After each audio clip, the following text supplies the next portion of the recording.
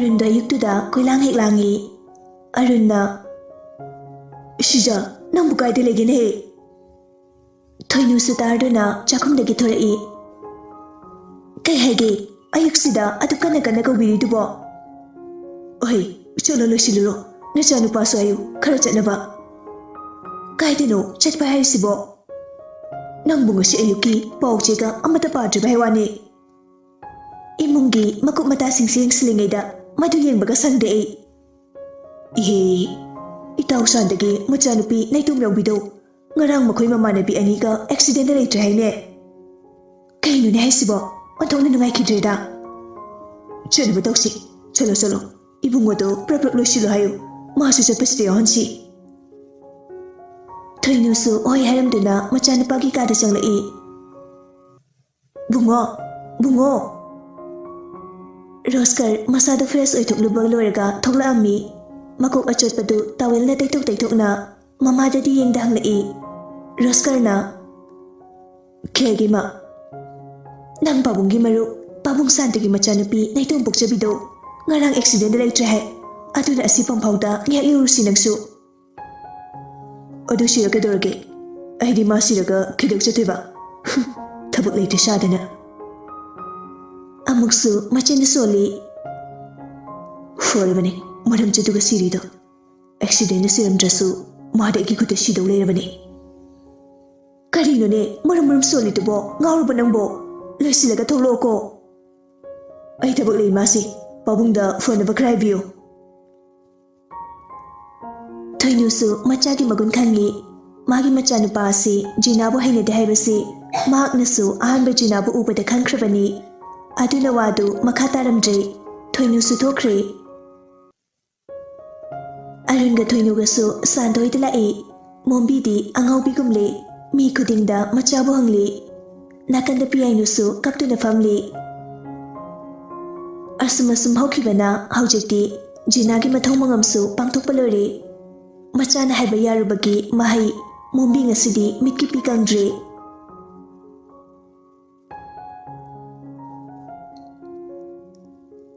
Matamdi asumasum hauki chahi anigi matungni Roni kaptuna thongandagi changlaami me madu ingkholda thabak surambani masu nupa ronikna kappaduda changlaktuna. Isubu kaidorage ha karigi kapino se bubokta hayo. Roni manapkadu thutut chingkatuna Abo mina aidi mamali taba machani hai. Mema mapukni nungsina mamaurani buning sinduna mapira chelai. Kanana isuki mama leite hariba bubok fugene. Awang likagi danauton haiba. Asi haiduna amuksu wawa kapli. Tanjaduda hospital chatkiba kandaga piyainuga salai. Roni nahan makaidi piyainu bu ubada harauna oine jabani. Adubu ngasidi tumina papumduna luktaduna laikre. Piyainu garidagi kumtharatuna harau machabu kaurai. Mamagi Roni mama lae. Roni hena mapi sintaduna mamai luktaduna lai. Piyainu na kauribadu sukumde. Me masunok laga. Isu se waroreko puraga chapidabagi.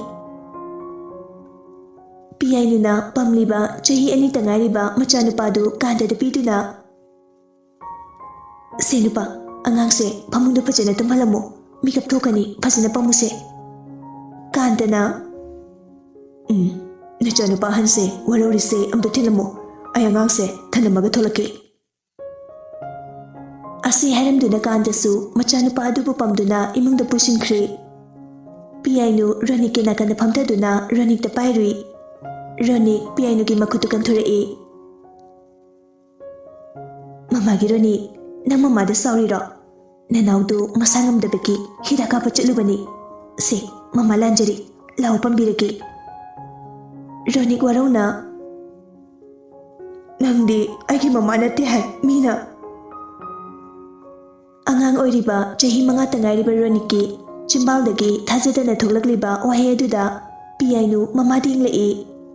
Me masu inglai me masu mapi ira chenduna lerami. ꯄꯤꯌꯥꯏꯅꯨ ꯃꯄꯨꯛꯅꯤꯡ ꯅꯨꯡꯁꯤꯔꯛꯏ ꯃꯆꯦꯒꯤ ꯑꯔꯣꯏꯕ ꯃꯤꯀꯨꯞꯇ ꯍꯥꯏꯔꯝꯕ ꯋꯥꯍꯩ ꯑꯗꯨ ꯅꯤꯡꯁꯤꯡꯗꯨꯅ ꯇꯥꯔꯛꯂꯤꯕ ꯃꯄꯤꯗꯨ ꯇꯩꯊꯣꯛꯇꯨꯅ ꯅꯣꯛꯐꯦꯠ ꯇꯧꯅ ꯏꯆꯥꯗꯕꯨ ꯀꯅꯥꯅ ꯍꯥꯏꯔꯤꯕ? ꯗꯥꯅꯥꯎꯇꯣꯅ ꯍꯥꯏ꯫ ꯑꯗꯨꯗꯤ ꯃꯣꯏꯅ ꯀꯜꯂꯛꯄꯒꯤꯅꯤ꯫ ꯏꯆꯥ ꯔꯣꯅꯤꯛꯀꯤ ꯃꯃꯥꯗꯤ ꯑꯩ ꯂꯩꯁꯤꯗꯤ꯫ ꯃꯣꯏ ꯃꯃꯥ ꯃꯁꯛ ꯊꯤꯕꯗꯣ ꯄꯥꯝꯗꯕꯒꯤ ꯏꯆꯥ ꯔꯣꯅꯤꯛꯀꯤ ꯃꯃꯥ ꯃꯁꯛ ꯐꯖꯕꯤꯁꯦ ꯃꯣꯏꯅ ꯄꯥꯝꯕꯒꯤ ꯍꯥꯏꯖꯤꯜꯂꯤꯅꯤ꯫ ꯅꯠꯇꯦ ꯀꯩꯁꯨ꯫ ꯐꯔꯦ ꯐꯔꯦ ꯑꯗꯨꯗꯤ ꯑꯩ ꯗꯥꯅꯥꯎꯇꯣꯟꯒꯤ ꯃꯃꯥ ꯐꯖꯕꯤ ꯑꯣꯏꯔꯒꯦꯀꯣ꯫ ꯑꯗꯨꯒ ꯅꯪꯅ ꯗꯥꯅꯥꯎꯇꯣꯟꯒꯤ ꯃꯃꯥ ꯃꯨꯁꯤꯠ ꯃꯨꯕꯤ ꯌꯥꯆꯧꯕꯤꯗꯣ ꯅꯪꯒꯤ ꯃꯃꯥ ꯑꯣꯏꯍꯧꯔꯣ꯫ ꯑꯁꯤ ꯍꯥꯏꯗꯨꯅ ꯄꯤꯌꯥꯏꯅꯨꯗꯨ ꯍꯧꯒꯠꯇꯨꯅ ꯆꯠꯁꯤꯟꯅꯩ꯫ ꯔꯣꯅꯤꯛꯇꯨ ꯆꯠꯈꯤꯗꯧ ꯃꯥꯜꯂꯨꯔꯕ ꯃꯥꯜꯂꯤ ꯆꯦꯟꯁꯤꯜꯂꯛꯇꯨꯅ ꯄꯤꯌꯥꯏꯅꯨꯕꯨ ꯀꯣꯟꯗꯨꯅ ꯀꯞꯄꯤ꯫ ꯃꯃꯥ ꯆꯠꯈꯤꯅꯨꯋꯣ ꯅꯪ ꯑꯩꯕꯨ ꯊꯥꯗꯣꯛꯀꯅꯣ꯫ ꯄꯤꯌꯥꯏꯅꯨ ꯐꯝꯊꯔꯛꯇꯨꯅ ꯔꯣꯅꯤꯛꯀꯤ ꯃꯄꯤꯗꯨ ꯇꯩꯊꯣꯛꯄꯤꯗꯨꯅ ꯅꯨꯡꯁꯤꯅ ꯍꯥꯏꯔꯛꯏ꯫ ꯀꯔꯤꯒꯤ ꯃꯃꯥꯅ ꯏꯆꯥꯕꯨ ꯊꯥꯗꯣꯛꯇꯣꯏꯅꯣ? ꯀꯞꯀꯅꯨꯁꯦ ꯃꯃꯥꯁꯨ ꯀꯞꯇꯣꯔꯤ ꯇꯨ ꯏꯆꯥꯅ ꯀꯞꯄ ꯎꯔꯒ꯫ ꯑꯁꯤ ꯍꯥꯏꯗꯨꯅ ꯃꯃꯤꯠꯇ ꯃꯈꯨꯠꯇꯨ ꯊꯤꯜꯂꯤ꯫ ꯔꯣꯅꯤꯛꯁꯨ ꯌꯦꯡꯂꯛꯏ꯫ ꯎꯔꯦ ꯃꯃꯥꯅ ꯃꯄꯤ ꯇꯥꯔꯝꯕꯗꯨ ꯃꯈꯨꯠ ꯃꯆꯥꯗꯨꯅ ꯇꯞꯅ ꯑꯃꯨꯛ ꯇꯩꯊꯣꯛꯄꯤ꯫ ꯄꯤꯌꯥꯏꯅꯨ ꯔꯣꯅꯤꯛꯀꯤ ꯃꯈꯨꯠ ꯃꯆꯥꯗꯨ ꯄꯥꯏꯗꯨꯅ ꯃꯃꯥꯒꯤ ꯔꯣꯅꯤꯛ ꯃꯃꯥ ꯀꯩ ꯍꯥꯏꯒꯦ? ꯃꯃꯥꯕꯨ ꯃꯇꯨꯡ ꯀꯞꯍꯜꯂꯅꯨꯀꯣ ꯃꯤꯅ ꯍꯥꯏꯕ ꯋꯥꯁꯨ ꯊꯥꯖꯒꯅꯨꯀꯣ꯫ ꯏꯆꯥꯒꯤ ꯃꯃꯥ ꯕꯕꯥ ꯕꯨꯕꯣꯛ ꯄꯨꯄꯨ ꯂꯣꯏꯅ ꯁꯨꯅ ꯂꯩꯁꯤꯗꯤ꯫ ꯍꯣꯏ ꯃꯃꯥ ꯑꯩ ꯃꯇꯨꯡ ꯃꯃꯥ ꯀꯞꯍꯜꯂꯔꯣꯏ ꯄ꯭ꯔꯣꯃꯤꯁ ꯃꯃꯥ꯫ ꯑꯁꯤ ꯍꯥꯏꯗꯨꯅ ꯃꯈꯨꯠ ꯃꯆꯥꯗꯨ ꯊꯥꯡꯒꯠꯇꯨꯅ ꯄ꯭ꯔꯣꯃꯤꯁ ꯇꯧꯕꯒꯤ ꯁꯥꯏꯟ ꯎꯠꯂꯤ꯫ ꯃꯦꯝ ꯑꯗꯨ ꯃꯃꯥ ꯃꯆꯥ ꯑꯅꯤꯒꯤ ꯃꯇꯧ ꯑꯗꯨꯗ ꯊꯃꯣꯏ ꯄꯦꯟꯅ ꯃꯃꯣꯟ ꯃꯤꯅꯣꯛ ꯇꯝꯖꯔꯛꯏ꯫ ꯀꯥꯟꯇꯁꯨ ꯉꯁꯥꯏꯅ ꯊꯣꯔꯛꯑꯕꯅꯤ꯫ ꯃꯃꯥ ꯃꯆꯥ ꯑꯅꯤꯅ ꯅꯨꯡꯁꯤꯕ ꯃꯇꯧ ꯑꯗꯨꯕꯨ ꯌꯦꯡꯂꯤꯕꯅꯤ꯫ ꯃꯊꯃꯣꯏꯗ ꯃꯥꯒꯤ ꯅꯨꯄꯤꯕꯨ ꯊꯥꯒꯠꯂꯤ꯫ ꯑꯁꯨꯛ ꯃꯤꯅꯨꯡꯁꯤ ꯆꯥꯎꯕ ꯂꯩꯔꯝꯈꯤꯗ꯭ꯔ ꯃꯥꯂꯦꯝꯁꯤꯗ꯫ ꯅꯠꯇꯦ ꯑꯄꯣꯛꯄ ꯃꯆꯥ ꯈꯛꯅ ꯏꯆꯥ ꯅꯠꯇꯦ꯫ ꯅꯠꯇꯦ ꯑꯄꯣꯛꯄꯤ ꯃꯃꯥ ꯈꯛꯅ ꯃꯃꯥ꯫ ꯌꯣꯛꯆꯕꯤꯗꯤ ꯃꯃꯥ ꯅꯠꯇꯦ ꯍꯥꯏꯒꯗ꯭ꯔꯥ? ꯔꯣꯅꯤꯛꯄꯨ ꯑꯄꯣꯛꯄ ꯃꯆꯥꯗꯒꯤ ꯍꯦꯟꯅ ꯂꯨꯅ ꯇꯧꯖꯕ ꯅꯨꯡꯁꯤꯕ ꯃꯇꯧ ꯑꯁꯤꯗꯁꯨꯅꯤ ꯀꯣꯂꯤꯡꯅ ꯃꯆꯥꯕꯨ ꯃꯅꯥꯎꯄꯥꯗ ꯃꯄꯥ ꯑꯃꯒꯤ ꯃꯤꯡꯊꯣꯜ ꯈꯨꯗꯣꯟ ꯇꯧꯈꯤꯕꯁꯨ꯫ ꯔꯣꯅꯤꯛ ꯃꯥꯡꯒꯣꯟꯗ ꯂꯦꯞꯂꯤꯕ ꯀꯥꯟꯇꯗꯨ ꯎꯔꯗꯨꯅ ꯆꯦꯟꯁꯤꯜꯂꯛꯏ꯫ ꯄꯄꯥ!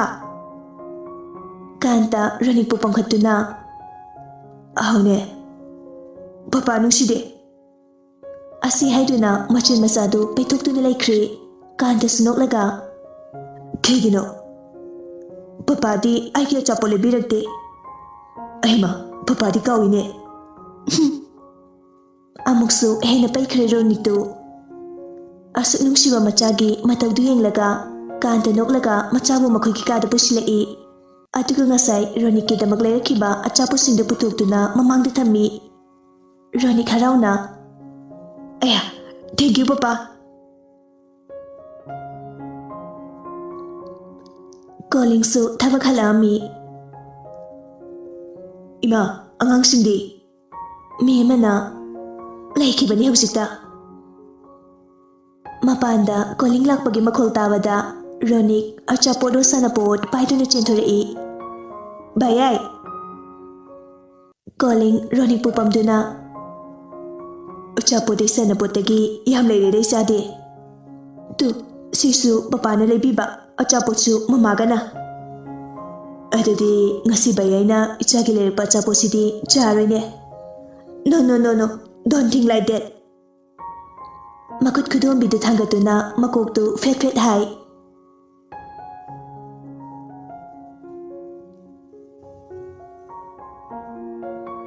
ꯌꯥꯁꯪꯂꯛꯄꯒꯤ ꯃꯝꯂꯤ ꯃꯝꯂꯤꯕ ꯑꯗꯨꯋꯥꯏꯅꯤ꯫ ꯃꯐꯝꯗꯨ ꯆꯤꯡꯌꯥ ꯑꯣꯏꯕꯅ ꯃꯤꯁꯨ ꯄꯥꯛꯅ ꯆꯠꯂꯝꯗꯦ꯫ ꯔꯣꯁꯀꯔ ꯃꯥꯒꯤ ꯕꯨꯂꯦꯠꯇꯨ ꯊꯧꯗꯨꯅ ꯂꯥꯛꯑꯝꯃꯤ꯫ ꯂꯥꯞꯇꯛꯅ ꯅꯨꯄꯤ ꯑꯃꯁꯨ ꯂꯦꯞꯂꯤ꯫ ꯒꯥꯔꯤꯗꯨ ꯅꯨꯄꯤ ꯑꯗꯨꯒꯤ ꯃꯅꯥꯛꯇ ꯊꯧꯖꯤꯜꯂꯛꯏ꯫ ꯔꯣꯁꯀꯔꯅ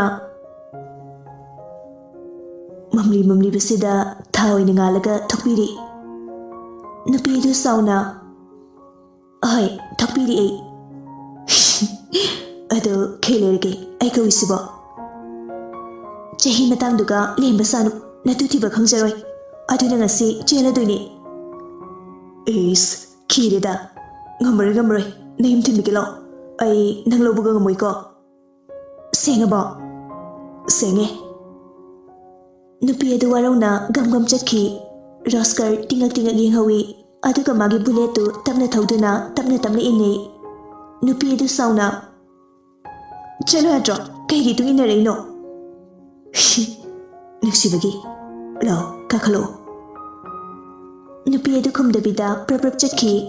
Roskar na. Fare, nang lehoro ko. Mafam se saing chaba jibe am thokpani ko. Madu tabada nupi adu kirduna Roskar gi bullet ta tonglai. Roskar su nafetawna mayimda direct adum pusilai. Machagi gari makol aduda thoinu su thoglai. Nupi ama yawba uba aduda adum bap tare. Thoinu nawi nokmi hairi. Direct adum haisilai dana ai isa sidi. Roskar na Hoi masi khidawudage chahi matang sida atopada thairaga. Mai thaba sidi la ibema kaimta koirunu imau sidi. Thoinuna mamo adubu pusinkhri. Arunsu mamo por e tabad haraujai. Thoinuna nupi adubu Roskar gi kada pusinbirei. Phiron piduna hongdokhalle. Potharoko imasi su thoklage. Nupi aduna Hoi masi Thoinu su thorae Arunna Masapu kamdawi sija kanai masa masuno kari toriba mama mupasingna masaki wadi phajai imauni haibada chopnaroi isana thiekpa imauni asaiba leramoi lamchat phije chaksada as khangdeda onthok nuksikhreda fare isana pamjaradi kaisu kaide khogidi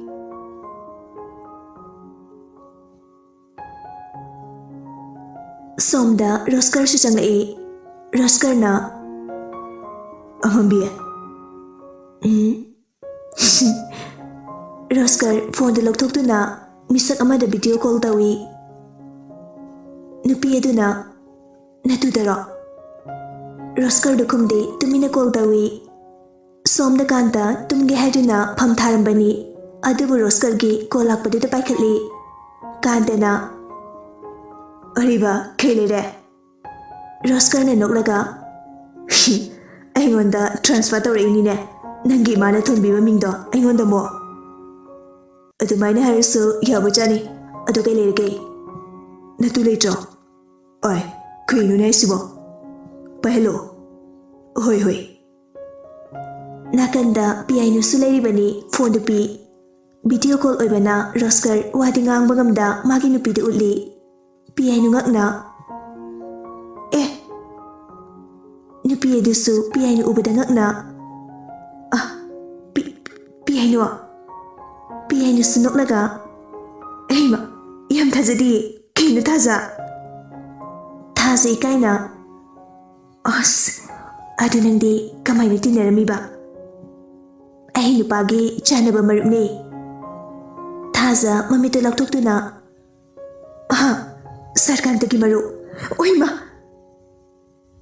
Thazadu lawai paikri Mabu hek takpiriba ozagi mamanabada leiba aduda Video call oibana kantusu sanaribada loina tarduna kantana nakandagi hairi Ikarunu Thazadu phone patkai aduga Roskar gi masamdu phoi Nang Ariba isini Roskar na Ayu Kuinu nai Kuinu me Thado se Amambi Thazina tibi nangbo Thado hai bane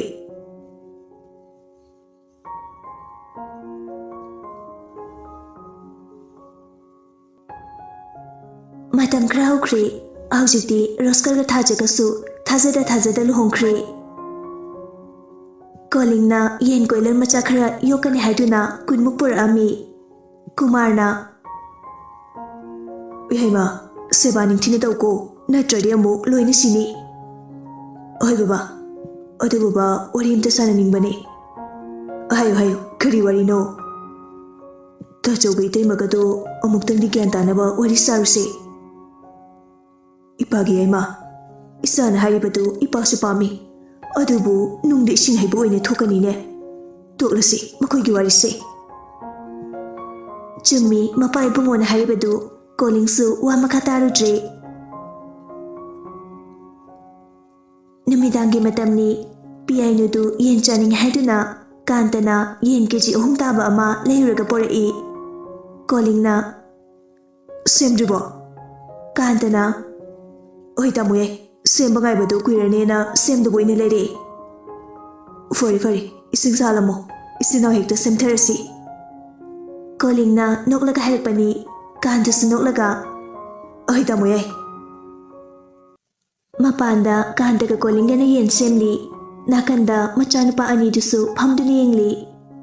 Ronik na Papa Kantana Haune Aidi horen hachaduni ko Isana saningba loibijani Angang atomba adudi walanga ngangdi mapana tauribadu pungning sangi ingli Pungma pantari chaising saba loiduna magi kada tumba changnakri Ronik di calling da wari kana lihalli Ronik na Bayai, hanubido sidora. Calling na Siroi, yung sindo, furaga tankidoni, hanubi ani duna. Roni, yamna gyantaba magum. Oh. Piyay nusu machanupabu tumna bagi ko bala ami. Ite, angang tumkrabo. Roni, calling da tak na siron dawi. Bayai. Ay tume hayo ko. Ay sido tumdoni. Oy. Adati tumsinaro ko mamalay. Ronik su calling na habado magtawri. Mamit usindo na tumjina duna laikri. Calling na Tumkri. Ngasidi ay tumagi. Oy ite. Piyay no Thokri. Karigumba amaning sinagtuna amuk siya nga Ite. Oren ahingda mati pezupto adum kautokpani aduna khra yengbiyu ko natradi amuk narakaneba. Calling magi manaw nupina machapu ningsaba aduda mumonoklaga. Hoy putha zawro nangsu. Piyay nusu makogi kada mulai kantana. Bem angangdi. Ngasidi itayna maga tumhawrage na tumhawri. Oh, fari. Kandagi pamangda sanariba machadu piyay na lawi adubu angangdu peri kablai. Bem, pirose, yaroiba ay sumbirage angangsi. Angangdu lawduna kantana muk lawduna magi pamangda thammi araw na angangdu noglai. Kantana Masi masu mamana pamadi ekta kapeba nukasno masi. Kantana haribadu khanglibra khangdribra angang adu tik no